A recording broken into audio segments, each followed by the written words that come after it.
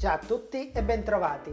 Poiché molti avete apprezzato la ricetta della focaccia genovese, oggi vi riporto a Genova con una nuova ricetta. Questa volta vi porto un altro classico della cucina genovese, ovvero la farinata. Preparare questo piatto è veramente semplicissimo, basteranno due soli ingredienti: la farina di ceci e l'acqua. Ma nonostante la sua semplicità è un piatto che vi stupirà, quindi allacciate il grembiuli che iniziamo!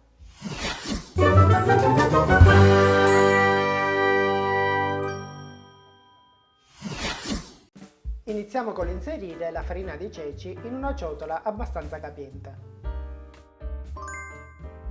A questo punto non ci resta che versare l'acqua a poco, avendo cura di mescolare per bene con una frusta per evitare che si formino grumi.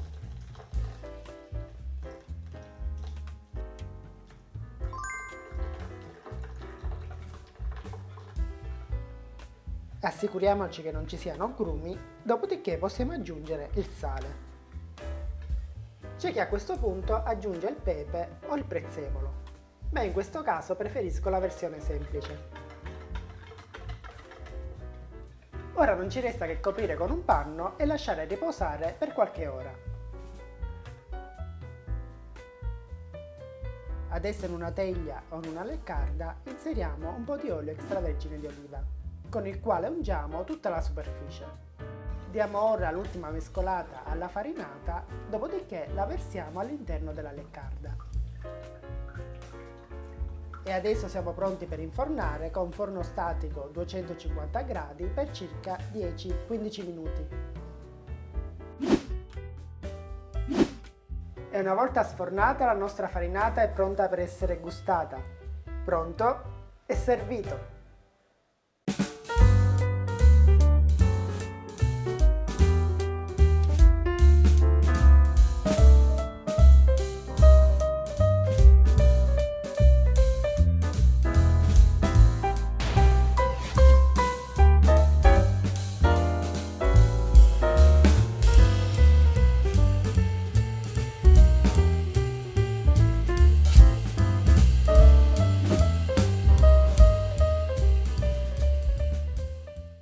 Grazie per aver guardato questo video fino alla fine. Se non sei iscritto al canale, prendi in considerazione l'idea di farlo. E adesso ti lascio ai prossimi video.